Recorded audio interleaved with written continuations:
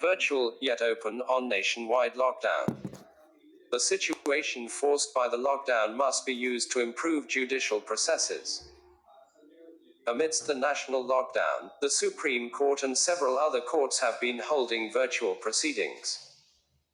The question of concern to the bar is whether virtual courts have become the new normal and whether it means a move away from the idea of open courts towards technology-based administration of justice without the physical presence of lawyers and litigants. Chief Justice of India S.A.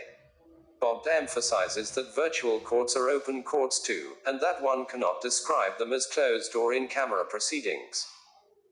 The correct way of framing the difference, he says, is to call them virtual courts as distinct from courts in congregation. A 3-judge bench headed by the CJI, in an order earlier this month, laid down broad norms for courts using video conferencing and ratified the validity of virtual judicial proceedings. Two aspects are not in dispute: the vital necessity to keep the courts open even during a national lockdown so that access to justice is not denied to anyone, and second, the need to maintain physical distancing. The Supreme Court Bar Association has written to the CJI and other judges that open court hearings should be restored at the earliest, subject of course to the lockdown ending. Citing earlier judgments on the importance of open court hearings, the SCBA has requested that the use of video conferencing should be limited to the duration of the current crisis, and not become the new normal or go on to replace open court hearings. The SCBA also has a specific request that proceedings held virtually may also be streamed live so that access is not limited to the lawyers concerned, but is also available to the litigants and the public. The court administration should readily agree to this. Advocates appearing in a particular case are now barred from sharing the passwords given to them to join the proceedings through video conference.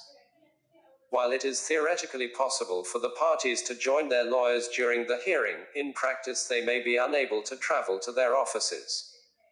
Media access is also limited. These issues can be resolved through live streaming. And in the longer term, it should become the general practice.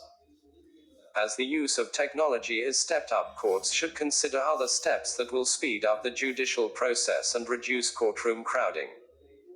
In the lower courts, evidence could be recorded, with the consent of parties, by virtual means. In the higher courts, a system based on advanced submission of written briefs and allocation of time slots for oral arguments can be put in place. It may even lead to more concise judgments. Despite the possibility of technical and connectivity issues affecting the process, one must recognize that virtual hearings are no different from open court conversations, provided access is not limited. The opportunity now to improve the judicial process must be utilized well.